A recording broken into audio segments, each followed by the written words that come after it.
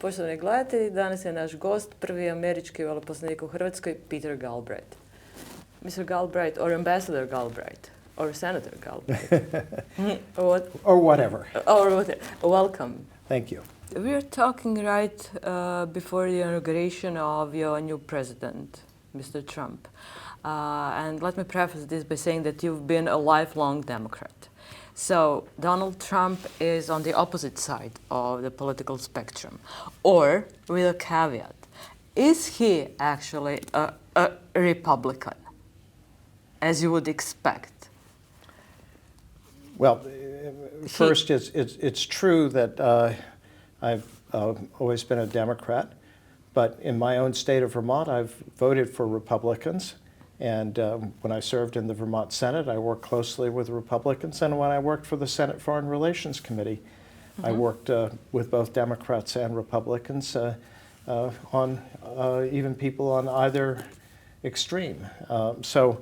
Bipartisan cooperation. Yeah, well, because you can always find common ground, as we did on some of the critical issues that I worked on, including the war in the former Yugoslavia. It was both Democrats and Republicans.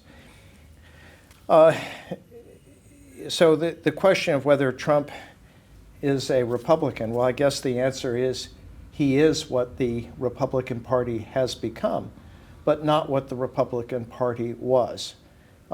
In my time, the Republican Party stood for what? Well, it said it stood for fiscal responsibility, but even under Reagan and George Bush Sr. and George Bush Jr., it ran up the largest deficits in American history and huge debt. So maybe it never stood for fiscal responsibility, but certainly Trump doesn't stand for fiscal responsibility. He had the largest increase in the national debt of any president in his 4-year term. Second, the Republican Party used to say it stood for family values.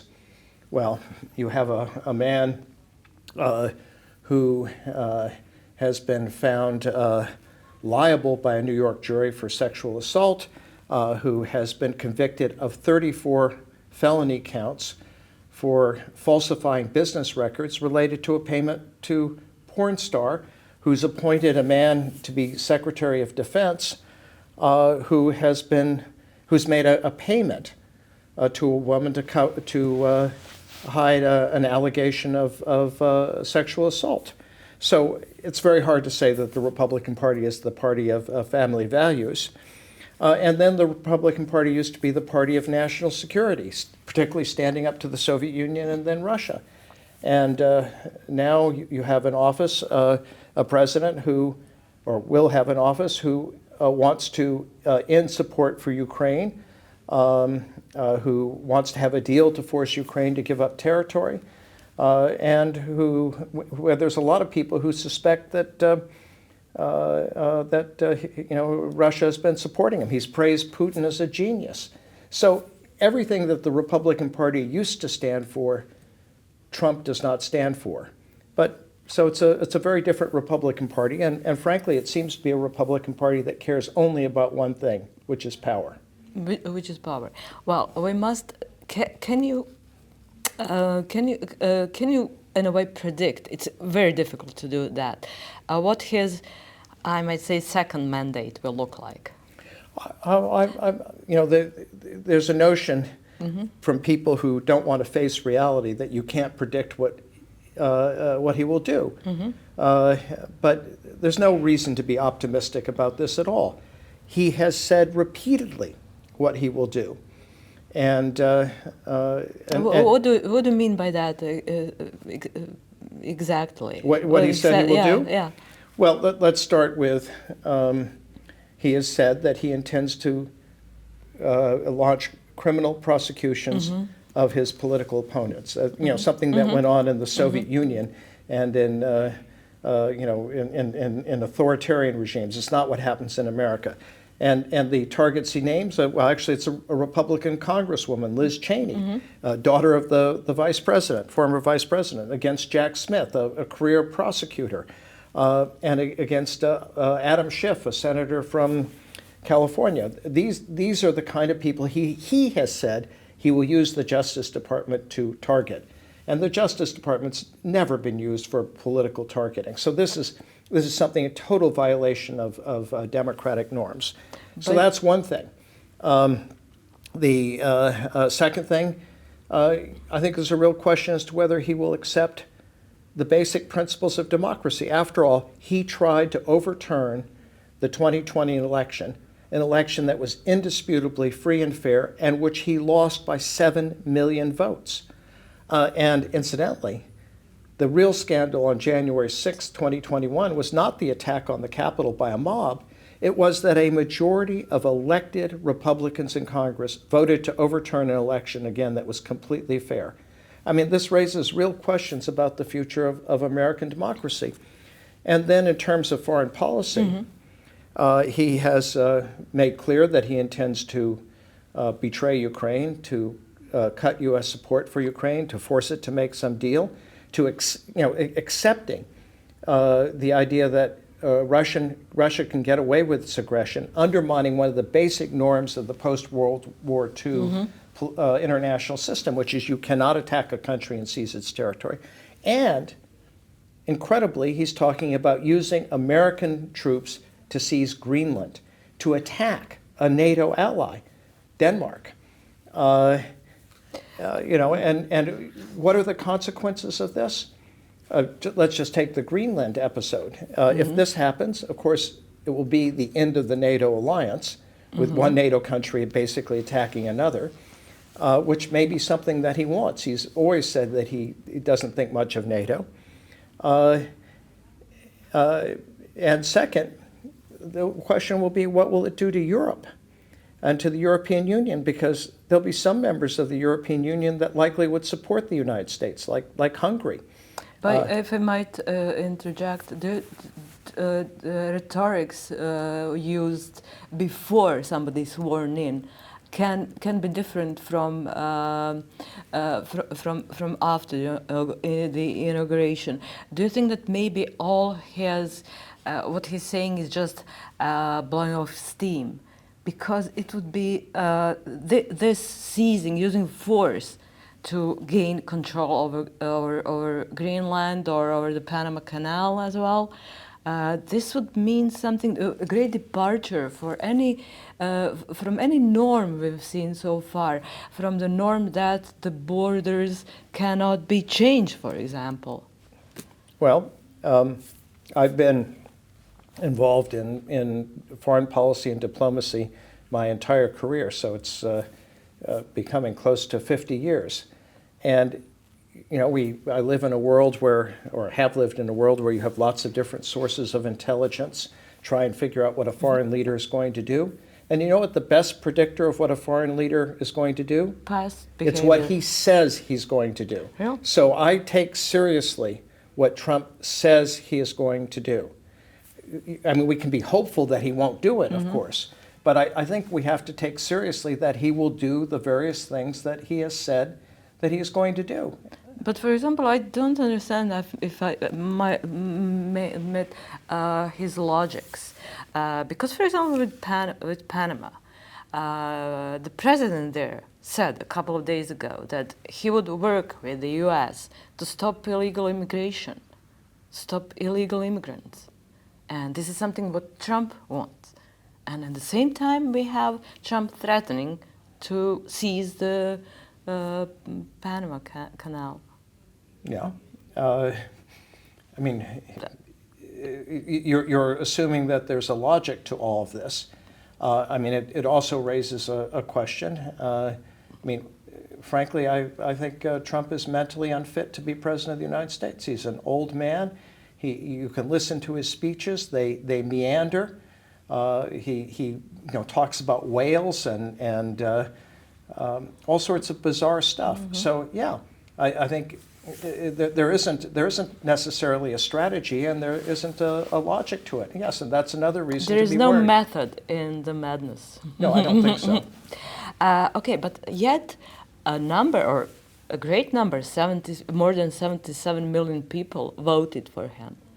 Yes. How do you explain that? Well, you have an election and people made a choice. I don't have an easy explanation for it, since obviously I did not vote for Donald Trump. And the United States is a very divided country. My part of the country voted overwhelmingly for Kamala Harris. Yes. And rejects this kind of extremism, including the Republican Party. In my state of Vermont, we have a Republican governor who voted for Biden in 2020 and voted for Harris in 2024. But you have other parts of the country. I mean, I think you can have explanations for this. One, there's been there's certainly a reaction against elites. There was a reaction to the inflation, even though the inflation was caused significantly by Trump's policies in his previous term. But okay. Do arguments matter in this case? And we are also in a world where we don't have an agreed narrative. I mean, 30 years ago, there were the main television networks, and more or less they had the same news. You had the major newspapers. Now there are all these diverse sources of news, and people find the news that they agree with, not the news that reflects what happens. I mean, it's hard for me to explain, because I cannot understand why half of my fellow citizens would vote for somebody who is a convicted felon, who doesn't believe in the basic principles of democracy. But I don't dispute that's what happened. And it's one reason why I'm not very optimistic about the future of American democracy. Yeah, okay. Do you think that his government will be of the people, by the people, for the people? No, I mean, I think if you have somebody in office who does not accept the basic principles of democracy, which is that when you have an election and you lose, you accept the result, that person cannot be thought of as somebody who favors government by the people, much less for the people or of the people. Yeah. Okay. If you yourself cannot come up with an explanation as to why Trump won, what about the Democrats, the party?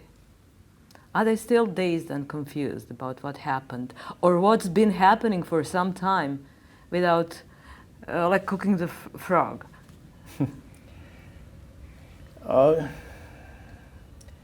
There is something going on. Well, we all see that. Certainly, there's something going on, and I guess I would have to confess that I may not be the best person to be a political analyst of it.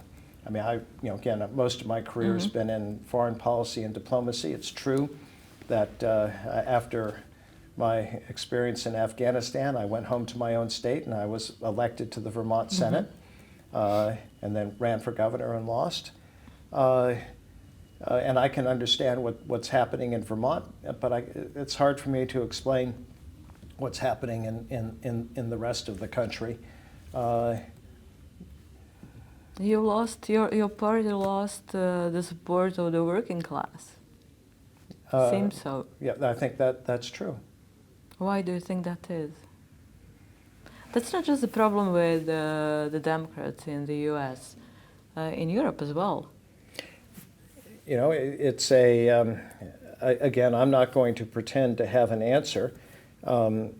It's clear that people are voting for candidates whose positions are completely contrary to their interest. Trump has announced his intention, for example, to dismantle the Affordable Care Act, otherwise known as Obamacare. The U.S. is the only major industrial country that does not have a national health care system.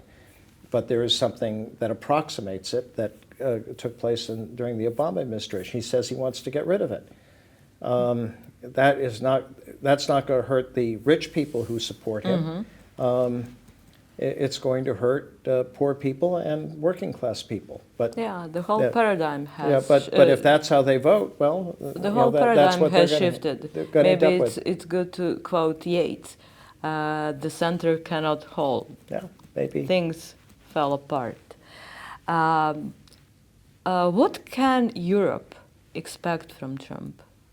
Well, I think you can expect somebody who does not believe in the NATO alliance, who has repeatedly talked about the U.S. pulling out of the alliance, who, if he goes forward with seizing Greenland militarily, will certainly destroy the alliance, and who will disrupt the European Union. Because the issue is going to be, will Europe have a unified stance in support of Denmark? And I think that's very unlikely. Do you think that some European leaders who had bet on Trump in advance, like Orban or the Italian Prime Minister, they would cash in on him? Well, I suspect they will. So, Orban is Trump's favorite European leader, and Hungary's a small country. So, to be in the position to be the favorite leader of an American president, that must be very seductive to Mr. Orban. But will it pay off in the end? Well, it may pay off for Hungary, but will it pay off in the end? No, because is Hungary going to be served by the breakup of the European Union, by the end of the NATO alliance? That's going to be bad for everybody. What about Italy? Beg pardon? Italy. Well, I think the Italian Prime Minister is actually more sophisticated than Orban, and so I think she probably will try to find some balance. I mean, she wants to be close to Trump, but I think she actually wants to preserve the European Union. She'd like to preserve the NATO alliance. She's been supportive of Ukraine. So I don't think that... So far. I don't think that she's exactly the same. Do you think that maybe Trump coming to power will unleash a wave of disregard of democratic norms around the world, around Europe? Well, I hope not, but it may in some countries. But it's also important to keep in mind that in some other countries, the right has been rejected. I mean, in France, the right came in third in the parliamentary elections. Everybody expected they'd come in first. In fact, they came in third. In Britain, the Labour came to power with a very large majority. It's true there was a significant vote for Farage and the right. We'll have to wait and see what happens in Germany. That will be a real test. Talking about Farage in Germany, there's an interesting person next to Trump now, Elon Musk. How do you see their cooperation, and what's Musk's end game in all this? Well, again, I don't know Elon Musk, so I can only speculate here. But in his farewell address, President Biden warned against the power of oligarchs, and there's no bigger oligarch than Elon Musk, the richest man in the world. And I suppose if you're the richest man in the world, you have every material thing you could want. You have your own private islands, you have your fleet of aircraft, cars, houses, women, and so what does he want? He wants power. And I think Trump, who was not that successful as a businessman, I mean, it appears that a lot of his claims of success are fraudulent. He likes the idea that the world's richest man is, kowtowing to him and being his best buddy. So I think there's that kind of relationship. But you talk about what's going to be important to ordinary people and to working class people in America. I really don't think a government that has as its head someone like Donald Trump and has as his close as his advisor Elon Musk is something that's really going to be good for working class people. You've known President Biden for a long time? Yes, since 1979, when, of course, he was a senator on the Foreign Relations Committee, and I began to work on the committee. How do you see what happened with him? during the presidential race. Was it a good decision to, as would say, swap horses in midstream? Well, the first point I would make about Biden is that he is a very decent human being. And I can think of quite a number of things that he did for me that were caring or generous, and for which I'm grateful. And I think he also was a very accomplished president. There's a legislative record that includes the Inflation Reduction Act, which is the biggest investment the United States has made, and for that matter, any country has made in clean energy, in infrastructure. He made improvements to the American healthcare system, for forgiving student loans, and his foreign policy has been superb. And above all, standing up and mobilizing the world against Russia's attack on Ukraine, but also advancing the other real threat that we have, which is climate and global warming. So I think he's been a good president. It was quite clear that he's getting old, and the Biden that I saw in that debate in June was not the same man that I knew, and in fact not the one I'd seen in earlier debates like the one he had in 2012 with Paul Ryan.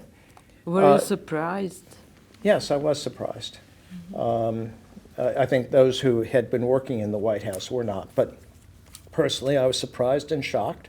Was that a mistake? And I joined a group of national security leaders, former ambassadors, generals, cabinet secretaries. I think there were about 50 of us who wrote Biden asking that he step aside. It broke my heart to do that because I really like him. And again, he's been personally very kind to me. But it was obvious that he couldn't win the election. And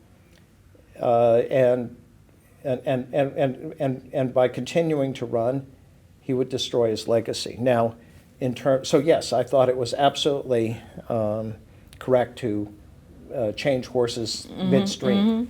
And I thought Kamala Harris, she wouldn't have been my first choice. Who would? Well, I mean, there might, maybe the governor of Michigan. I mean, I would have had to see, but that's not my point. She wouldn't have been my first choice. But once she got into that race, and right from the beginning, I thought she was a great candidate. And so knowing what I knew, after seeing her campaign, she absolutely would have been my choice. I thought she was effective. She had a clear message. She was terrific in the debate.